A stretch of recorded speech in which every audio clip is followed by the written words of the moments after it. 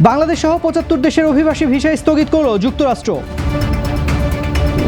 ২৪ ঘন্টায় হাম সন্দেহেও আরও ১১ জনের মৃত্যু। ফুটপাত দখলমুক্ত করতে ৬ মাঠে বসছে হকারদের অস্থায়ী মার্কেট। সংসদ সহ গুরুত্বপূর্ণ স্থাপনায় হামলার শঙ্কা, সতর্ক করল পুলিশ সদর দপ্তর। রাজশাহীর সেই নারী প্রদর্শক ও কলেজ অধ্যক্ষকে অপসারণের দাবি। ইরানের ৩৪ কোটি ডলারের ক্রিপ্টো জব্দ। নারী ফুটবলে প্রবাসী ফুটবলারদের ঝলক। শুভ সন্ধ্যা, স্বাগত জানাচ্ছি বাংলাদেশ প্রতিদিন সংবাদে। এতক্ষণ শুনছিলেন সংবাদ শিরোনাম, এবারে বিস্তারিত জানাবো আমি তানজির রহমান। পদ্মা সেতু, মেট্রো রেল এবং এলিভেটেড এক্সপ্রেসওয়ে নির্মাণের গর্বিত অংশীদার বসুন্ধরা সিমেন্ট। বাংলাদেশ সহ ৭৫টি দেশের নাগরিকদের জন্য অভিবাসী ভিসা দেওয়ার প্রক্রিয়া স্থগিত করেছে যুক্তরাষ্ট্র। আজ শনিবার সকালে ঢাকায় অবস্থিত মার্কিন দূতাবাসের ভেরিফাইড ফেসবুকে দেওয়া এক বার্তায় এ তথ্য জানানো হয়েছে। মার্কিন প্রশাসনের এই সিদ্ধান্ত মূলত ২০২৬ সালের ২১ জানুয়ারি থেকে কার্যকর দেখানো হয়েছে।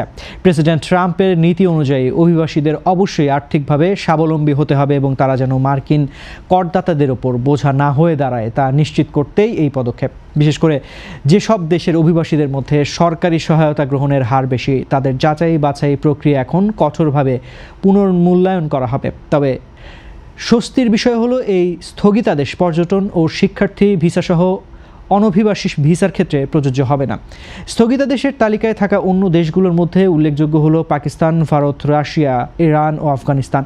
এই পুনর্মূল্যায়ন প্রক্রিয়া শেষ না হওয়া পর্যন্ত নতুন করে কোনো অভিবাসী ভিসা ইস্যু করা হবে না।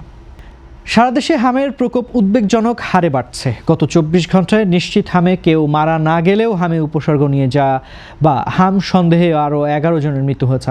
আজ শনিবার স্বাস্থ্য অধিদপ্তরের কন্ট্রোল রুম থেকে পাঠানো এক সংবাদ বিজ্ঞপ্তিতে এত আশঙ্কাজনক তথ্য জানানো হয়। গত ১৫ মার্চ থেকে ২৫ এপ্রিল পর্যন্ত দেশে হাম সন্দেহে মোট মৃত্যুর সংখ্যা দাঁড়িয়েছে ২২০ জনে, যার মধ্যে ৪২ জনের মৃত্যু নিশ্চিতভাবে হামের কারণে হয়েছে। বিজ্ঞপ্তিতে আরও বলা হয়, গত একদিনে নতুন করে ১০৫৮ জন সন্দেহভাজন হাম রোগী শনাক্ত হয়েছে, যার মধ্যে নিশ্চিতভাবে আক্রান্ত ২২৯ জন। দেড় মাসে মোট সন্দেহভাজন রোগীর সংখ্যা ৩০৬০৭ জনে পৌঁছেছে এবং আক্রান্ত হয়ে হাসপাতালে ভর্তি হয়েছেন ২০৪৭৫ জন। বর্তমানে বিপুল সংখ্যক রোগী চিকিৎসাধীন থাকলেও সুস্থ হয়ে বাড়ি ফিরেছেন ১৭,০৮১ জন। স্বাস্থ্য বিভাগ পরিস্থিতির মোকাবিলায় নজরদারি বাড়ালেও আক্রান্ত ও মৃত্যুর এই ঊর্ধ্বগতি সাধারণ মানুষের মধ্যে আতঙ্ক সৃষ্টি করেছে। রাজধানীর ফুটপাত থেকে হকারদের উচ্ছেদ ও জনদুর্ভোগ কমাতে ঢাকা উত্তর সিটি কর্পোরেশন ৬টি খোলা মাঠে অস্থায়ী মার্কেট গড়ে তোলার পরিকল্পনা গ্রহণ করেছে। আজ ২৫ এপ্রিল শনিবার গুলশানে আয়োজিত এক আলোচনা সভায় ডিএনসিসি প্রশাসক শফিকুল ইসলাম খান এই গুরুত্বপূর্ণ ঘোষণা দেন। তিনি জানান, নিবন্ধিত হকাররাই কেবল এসব নির্দিষ্ট স্থানে বসার সুযোগ পাবেন এবং নির্দিষ্ট ফির বিনিময়ে এই জায়গাগুলো রক্ষণাবেক্ষণ করা হবে। প্রশাসক উল্লেখ করেন, ফুটপাতে হকারের সংখ্যা অস্বাভাবিকভাবে বৃদ্ধি পাওয়ায় হাসপাতালের সামনের অ্যাম্বুলেন্স চলাচলও বাধাগ্রস্ত হচ্ছে। নতুন এই পরিকল্পনা অনুযায়ী হকাররা কোনো স্থায়ী স্থাপনা করতে পারবেন না। তারা কেবল চৌকি বা ট্রলির মাধ্যমে ব্যবসা করবেন এবং দিনের শেষে সব সরিয়ে নিতে হবে। দীর্ঘমেয়াদী সমাধানের লক্ষ্যে সিটি কর্পোরেশন, ওয়াসা গ্যাস ও বিদ্যুৎ সংস্থাকে একটি সমন্বিত কর্তৃপক্ষের আওতায় আনার প্রয়োজনীয়তার উপরও জোর দেন তিনি। এর মাধ্যমে ২% মানুষের কারণে ৯৮% মানুষের ফুটপাত ব্যবহারের ভোগান্তি দূর করা সম্ভব হবে বলে আশা করা হচ্ছে। জাতীয় সংসদ ভবন সহ দেশের গুরুত্বপূর্ণ স্থাপনায় নিষিদ্ধ উগ্রবাদী সংগঠনের নাশকতার আশঙ্কায় দেশজুড়ে বিশেষ সতর্কতা জারি করেছে পুলিশ সদর দপ্তর। গোয়েন্দা তথ্যের ভিত্তিতে বাহিনীর সকল ইউনিট প্রধানকে পাঠানো এক বার্তায় নিরাপত্তা জোরদার ও নজরদারি বৃদ্ধির নির্দেশ দেওয়া হয়েছে। সম্প্রতি গ্রেফতার হওয়া ইশতিয়াক আহমেদ শামী নামের এক উগ্রবাদী সদস্যের সাথে চাকরিচ্যুত ২ সেনা সদস্যের নিয়মিত যোগাযোগের তথ্য পাওয়ার পর এই হামলার শঙ্কা প্রকট হয়েছে। পুলিশের ধারণা, এই চক্রটি সংসদ ভবন, আইনশৃঙ্খলা বাহিনীর স্থাপনা, ধর্মীয় উপাসনালয়, শাহবাগ চত্বর এবং বিভিন্ন বিনোদন কেন্দ্রে বোমা বিস্ফোরণ বা আগ্নেয়াস্ত্র দিয়ে হামলা চালাতে পারে। এমনকি বাহিনীর আগ্নেয়াস্ত্রেরও হামলার পরিকল্পনা থাকতে পারে বলে চিঠিতে উল্লেখ করা হয়েছে। উদ্ভূত পরিস্থিতিতে কেপিআইভুক্ত এলাকাগুলোতে বাড়তি তল্লাশি ও সন্দেহভাজনদের বিরুদ্ধে দ্রুত আইনানুগ ব্যবস্থা নিতে বলা হয়েছে। পুলিশ সদর দপ্তর এই ব্যক্তিদের দেশের সার্বিক নিরাপত্তার জন্য অত্যন্ত ঝুঁকিপূর্ণ হিসেবে চিহ্নিত করেছে। বর্তমানে প্রতিটি ইউনিটে নিরাপত্তা নিশ্চিত কাজ চলছে। রাজশাহীর দুর্গাপুর উপজেলার কাউকান্দি কলেজে নারী প্রদর্শকের সঙ্গে বিএনপি নেতাদের অপ্রীতিকর ঘটনার প্রেক্ষিতে কলেজ অধ্যক্ষ ও প্রদর্শক হীরার অপসারণ চেয়ে সংবাদ সম্মেলন করা হয়েছে। শনিবার দুপুরে সাহেববাজার এলাকার একটি রেস্টুরেন্টে কাউকান্দি বাজার এলাকাবাসীর ব্যানারে এই কর্মসূচি পালিত হয়।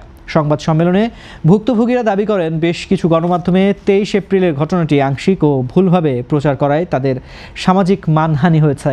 বক্তারা জানান, ঘটনার সময় ওই এলাকায় 144 ধারা জারি ছিল না এবং কোনো অন্যায় কাজের সঙ্গে জড়িত ছিলেন না। বিশেষ করে কেন্দ্রীয় কমিটি থেকে বহিষ্কৃত বিএনপি নেতা আকবর আলী নিজেকে নির্দোষ দাবি করে জানান, ভিডিও ফুটেজে তার উপস্থিতি না থাকলেও ষড়যন্ত্রমূলকভাবে তাকে বহিষ্কার করা হয়েছে।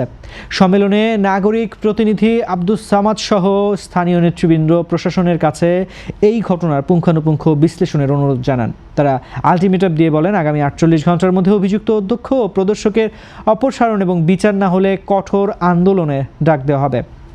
সংবাদ সম্মেলনে স্থানীয় ইউনিয়ন বিএনপি ও কৃষক দলের বিভিন্ন পর্যায়ের নেতৃবৃন্দ উপস্থিত ছিলেন।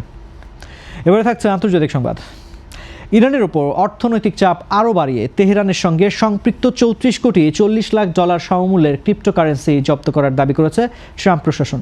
শুক্রবার মার্কিন অর্থমন্ত্রী স্কট বেসেন্ট এক বিবৃতিতে জানান, ইরানের অবৈধ অর্থ পাচার এবং আর্থিক লেনদেনের পথ বন্ধ করতে একাধিক ডিজিটাল ও ওয়ালেটের উপর নিষেধাজ্ঞা আরোপ করা হয়েছে। এই অভিযানে ডিজিটাল মুদ্রা লেনদেনকারী প্রতিষ্ঠান টেদার মার্কিন সরকারকে সরাসরি সহায়তা করেছে। মার্কিন কর্মকর্তাদের দাবি, ব্লকচেইন বিশ্লেষণের মাধ্যমে এই ডিজিটাল সম্পদের সঙ্গে ইরানের কেন্দ্রীয় ব্যাংক ও বিভিন্ন এক্সচেঞ্জের সরাসরি যোগসূত্র পাওয়া গেছে। মূলত ক্রমবর্ধমান নিষেধাজ্ঞার মধ্যে আন্তর্জাতিক বাণিজ্য সচল রাখতে এবং স্থানীয় মুদ্রার মান স্থিতিশীল করতে ইরান আড়ালে এসব সম্পদ ব্যবহার করছিল। বিশ্লেষণী সংস্থা চেইন অ্যালিসিস এর তথ্যমতে 2025 সালে ইরানে ক্রিপ্টোকারেন্সির পরিমাণ দাঁড়িয়েছে প্রায় 780 কোটি ডলারে, যার অর্ধেকই নিয়ন্ত্রণ করে বিপ্লবী গার্ড বাহিনী। এই পদক্ষেপের পাশাপাশি চীন থেকে ইরানের তেল আমদানির দায়ে একটি চীনা শোধনাগারের উপরও নিষেধাজ্ঞা দিয়েছে ওয়াশিংটন। এবারে থাকছে খেলা সংবাদ। বাংলাদেশি ফুটবলে প্রবাসী প্রতিভা খোঁজার পালে নতুন হাওয়া লেগেছে। জামাল ভুঁইয়া, হামজা চৌধুরী কিংবা আনিকা রানিয়ার পর এবার বাফুফের নজরে এসেছে ইংল্যান্ড প্রবাসী তরুণী শায়লা মেদিনা আহমেদ।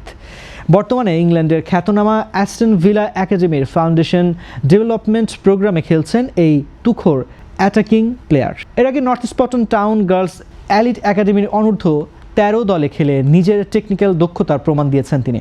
সূত্রমতে গত বছরই লাল সবুজের জার্সিতে খেলার ইচ্ছা প্রকাশ করেছেন শায়লা। কোচ পিটার বাটলারের ভ্যাডারে থাকা এই ফুটবলারকে নিয়ে দীর্ঘমেয়াদী পরিকল্পনা করছে বাফুফে। প্রাথমিকভাবে তাকে জাতীয় বয়সভিত্তিক দলে যুক্ত করার প্রক্রিয়া চলছে এবং সব ঠিক থাকলে চলতি বছরেই তার বাংলাদেশ সফরে আসার কথা রয়েছে। বিশ্লেষকরা মনে করছেন, আনিকা ও শায়লার মতো প্রবাসী প্রতিভারা যুক্ত হলে বাংলাদেশের নারী ফুটবল আন্তর্জাতিক অঙ্গনে এক নতুন উচ্চতায় পৌঁছাবে। এটি কেবল বর্তমান দলের শক্তি বাড়াবে না, বরং ভবিষ্যতের জন্য একটি বড় বিনিয়োগ হিসেবে গণ্য হবে। দর্শক, এই ছিল আজকের সংবাদ। সবশেষ খবর জানতে চোখ রাখুন বাংলাদেশ প্রতিদিনের ইউটিউব চ্যানেল ও ফেসবুক পেজে। এতক্ষণ সঙ্গে থাকার জন্য ধন্যবাদ সবাইকে।